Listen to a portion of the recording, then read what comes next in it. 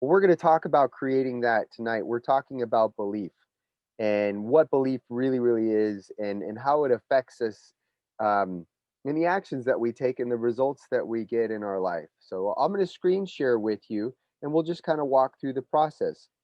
Have you got a chance to see any of the recordings? I haven't. That's Mm-mm. okay. That's perfectly okay. I'm glad you're here right now. And I try to do it in a really timely fashion because we've all got lives, we've got things to do. We can't sit here for an hour and a half. We want to do a good 20 to 40 minutes and get this stuff right in our minds and then go back out in the world and take the actions that are going to benefit us.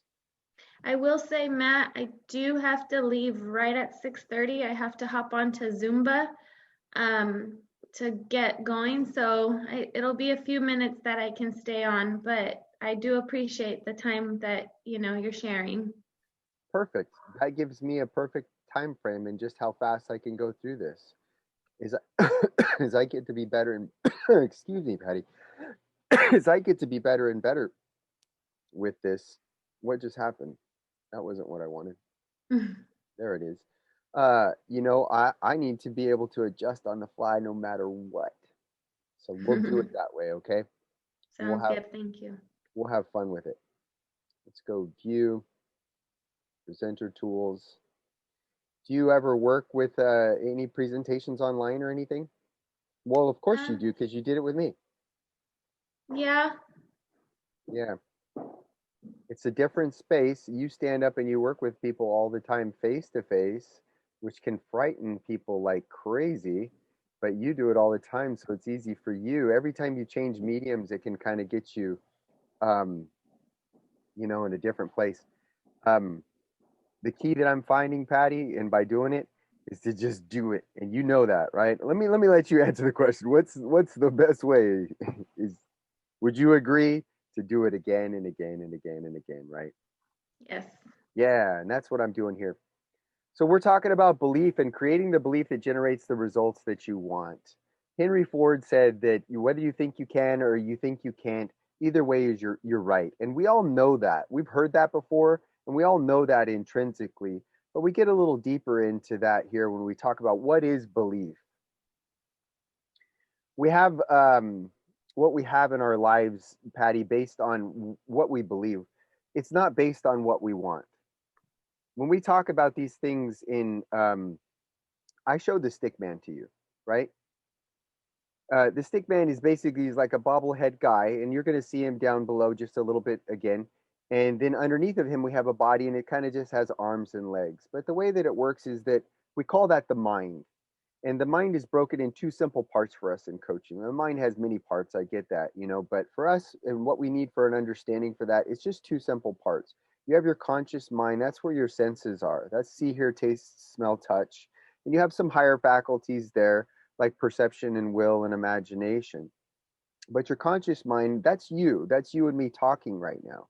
We don't live at the subconscious. What lives at the subconscious is your programming. That's how you drive your car. You don't drive your car the way that you drove your car the first day you drove your car. And you don't say your name the first like you did on the first day. We just say, "Hey, how are you? What's your name?" And you don't even think. It's just Patty. We're always seeking programming there, and that programming lives in the form of beliefs. Does that make sense? Yes. So we don't have what we have in our life based on what we want. What we want is in our conscious mind. What we believe is what shows up in our life. We actually operate from the subconscious 96 to 98% of the time because we're built that way. It takes a lot to learn how to walk, how to talk, how to learn something new. Like if today we were going to go learn French or Chinese or something else, you know that that costs you a lot and we don't really like it. We like programming in. And that's why most of our day is ran by habit. But it's a misunderstanding of that and wanting something in the conscious mind and not understanding how to change that programming in the habitual mind to get you what you want. Because the body in the bottom of the stick man, it just takes the action, it does what the mind tells it to. And it's being told what to do 96 to 98% of the time by subconscious programming habits. So, what we're going to find out is what's the difference between what you believe and what you want. William James said, believe, and your belief will actually create the fact. Mm. This is the stick man. This is exactly what I just explained to you. Our body is just an instrument that's operating in the world. You know, you're a spiritual being. You've ever heard anybody say, "Well, I've had a spiritual experience." It's it's really not a true thing. It's you are a spiritual being having a physical experience. That's what's happening right now. And this spirit is infinite and forever. It's going to go on forever, you know? But right now we operate in this body and we go out into the world, and that body takes action into the world, and the world produces a reaction, and that's what we call our results. So when we get ourselves to understand the action causes the reaction and it's our results, the first thing people will do is go, well, I'm going to change my action. But then the question becomes, what's causing you to take that action? And that's where belief is so, so important. You may want something, but if you don't believe that that's possible for you, and if you don't believe that you're worthy of that, and you're not addressing those things, you're just letting them kind of, the best way I would know to put it is just run their programming on you, then you're not going to change that behavior. Does this make sense? Yes. So what is belief? I just pulled it up on the dictionary today and I says, I'm going to pull that up and show what we define belief to be. Well, it's an acceptance that a statement is true or that something exists. Okay. It's truth, it's faith or confidence in something or someone or something. Hmm. That's just the dictionary. But let's take it a little bit deeper than that. Belief is just an idea that you have. It's thoughts that you have. An idea is just thoughts directed toward a purpose, toward a thing. Thoughts directed toward a thing that you have is what a belief is. But the thing about the belief is that it's at the subconscious level. And the thing about the stick man is subconscious isn't words, it's feelings.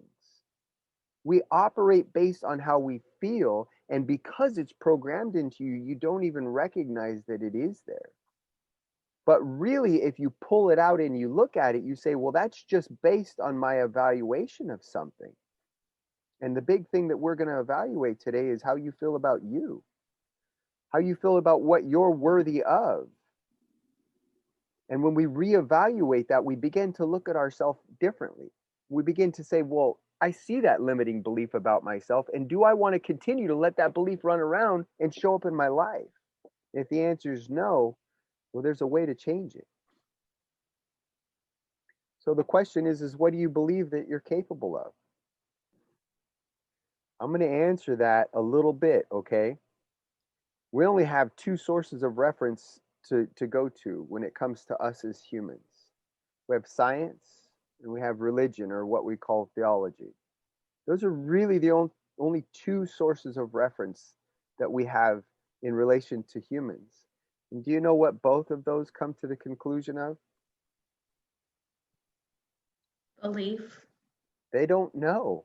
They don't know what we're capable of. Science can't figure it out. They said, we use maybe 10% of our brain. And they say, well, if we just use 50% of our brain, the amount of languages we could learn in like the span of a month, it just blows your mind if it's like 40 or 50 or something like that. And that's only 50% capacity of our brain. So if you take that and carry it all the way out, they just have to say, no, we don't know. You're infinite. So there's science, and we know. You heard about what Jesus talked. He never said you couldn't do anything. He said you can do all these things and more. You have what you have based on what you believe. He never ever said that you were limited. And if you look at other religions too, they're going to tell you the same thing. You are infinitely capable. And that's a belief that we don't spend a lot of time with ourselves. What we spend time with is what maybe, you know, whoever was closest to us when we came into this world program. What do you think you're doing? We don't do that. Our family doesn't do that. We've never gone off and been crazy entrepreneurs. We've never earned $1 million a month or whatever. We don't go to college, some people say, or belief is different all over the place. In some places, they believe that maybe women shouldn't be educated, and they really, really believe that. So belief is just based upon evaluation. It's not fact. The best facts that we can actually draw about you and what you're capable of is it's infinite. So what do you believe you're worthy of? And I like this question, Patty. I really, really do. Because when you get down to that, I think there's a big question that you have to ask yourself after that. And is that what God thinks I'm worthy of? And I think you know the answer of that. He didn't put us here to suffer. He didn't put us here to live lives that were less. He put us here so that our infinite spirit could seek more and more and more expression. And Jesus was a good example of that. He knew how to cut right through it and show you the love, no matter what. And I like to think of what he shared as a coach. I think I've told you that before, that he was never talking to your lower side. Never. He was always talking to your higher side.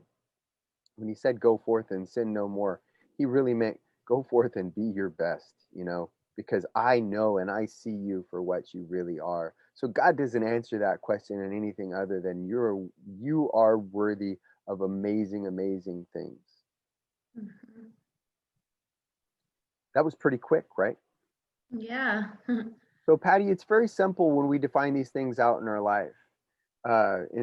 We take action. You always want to take action out in the world. It doesn't matter if you're taking action that you're kind of unsure of, or you're not sure of yourself, but you work to hold the vision of what you want. You go out in the world and you take action, because that action produces a reaction and results, and then you can evaluate those results and then make changes and go. But if you never take the action, you can't get the results. So what you're wanting to do, it doesn't work that way. um, we haven't got to the point where we can just think of something and have it appear in our hands. We have to, right now we're operating in a physical world, so we want to take action. And I have some steps here. You're welcome to screenshot as you go through this, whatever you want to do that you can kind of focus on for this week.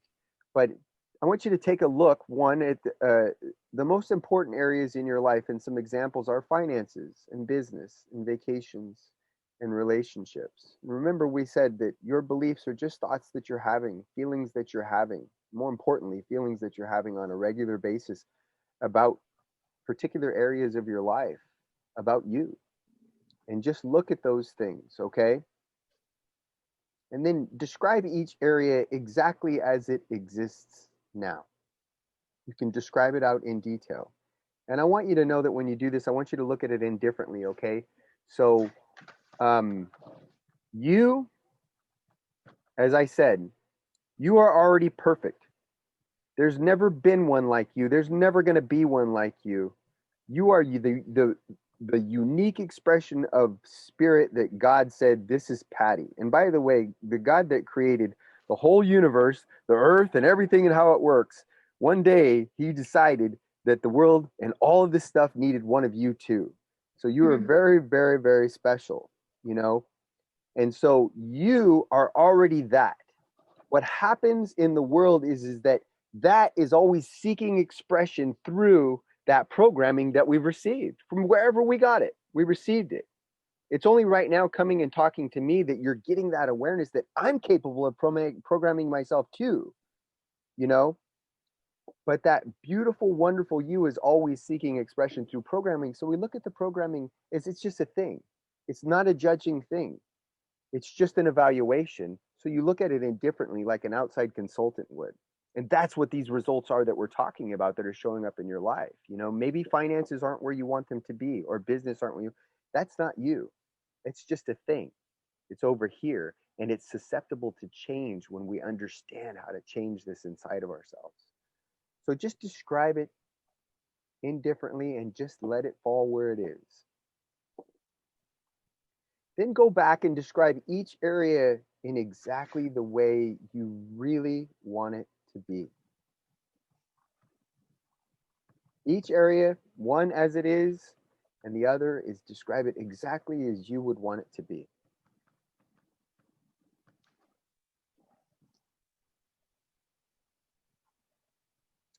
Now, understand that what you've just done is identify the difference between what you truly want and what you believe you deserve in each area. Because remember, our life doesn't show up in terms of what we want, it shows up in terms of what we believe. That's what this coaching is all about. When we make those two things in a line and you understand how to change that, when your wants are in a line with what you believe, that's what you're looking for in life. That's the key. When your wants are completely 180 degrees from what you believe, that's what we call struggle.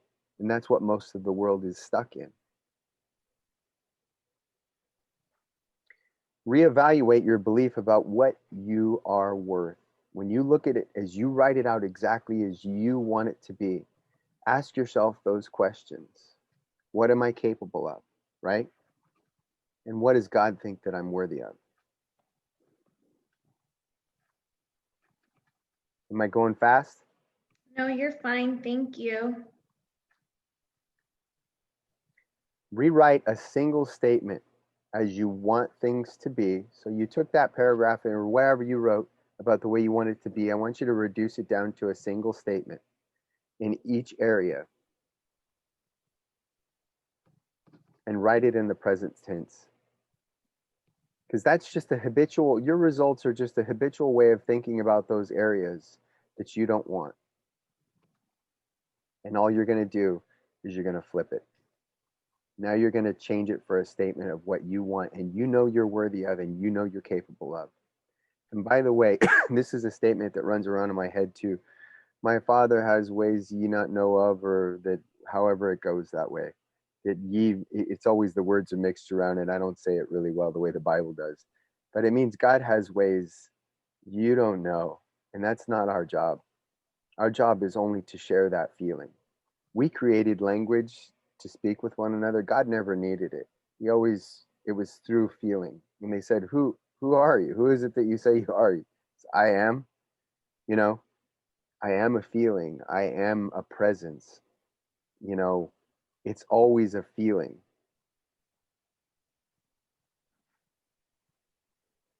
Begin the reprogramming process through constant spaced repetition. Patty, you learned that your name was Patty Patricia through constant spaced repetition. You learned how to feed yourself through constant spaced repetition. You had a mentor, they stood next to you, they helped you get through the process, and that's how you got that programming down inside. And that's how the rest of the programming got inside of you too. And it's through when that thought comes up for you about what it is you don't want, now you're going to constantly space repetition, put it in there, the statement you want. Does that make sense? Mm-hmm. Think that thought about you and then let it go. Let me try to say that statement again. My Father has ways you don't know. I can't say it that well. You want to try it for me? I don't know, but I know the concept you're referring to. That God has ways that you don't even need to mess with, and you just stay in a receptive state and let it show up for you. Just send the feeling out by replacing that now, making that part of you. So I'll read this. Begin the reprogramming process through constant spaced repetition. Every time you think of that area of your life, only think of the positive statement that you've created, okay? That's it. You'll be reprogramming your beliefs. Awesome. Next week, we're going to talk about the magic word attitude. A lot of people say that they understand what attitude is. Attitude is a composite of your thoughts, your feelings, and your action. And it's actually a vibration that you're sending out in the world. When you're a business owner like yourself, it's so important. There's two types of attitude. There's attitude based on circumstances, and there's attitude based on understanding. Nobody can make you think a thought that you don't want. Let them try. You can think about anything that you want. That's why you're God's highest form of creation. You have that power inside of you. So you have the ability to create a positive vibration no matter what. That's attitude based on understanding. So COVID comes along, tries to throw you a curveball. Next week, we're going to be talking about how to create that invincible you that stays in that positive vibration, because we can only attract whatever vibration we're in. Negative vibration, negative circumstances, negative results. Positive vibration, positive circumstances, positive results. And we just learn how to stay there no matter what. A cool phrase I want to teach you right now before we do that next week is, are you ready for it? Mm-hmm. That's interesting. Something comes along and you don't know what to think about it, and you know it's something that you don't really want to get emotionally involved with. The first thing you can say is, That's interesting. And then you can begin to say, well, how do I want to feel? What vibration do I want to stay in? And we're going to learn some more stuff about that next week. I love it. Thank you so much, Matt. It was short, sweet, and simple. I definitely, it definitely gave me good insight and definitely some good motivation to this is a good project for me to work on. And I think it came in perfect timing because I think this could potentially help me out in this current moment. So Perfect. I'm really excited. I'm so glad that you showed up. You made my day, Patty. Thank you. Well, you made mine, and I really appreciate it. And I hope you have a blessed evening. And I hope I can hop on next week. Perfect. Thank you so much. Thank you. Bye, Bye. Matt. Take care. You too. Thank you.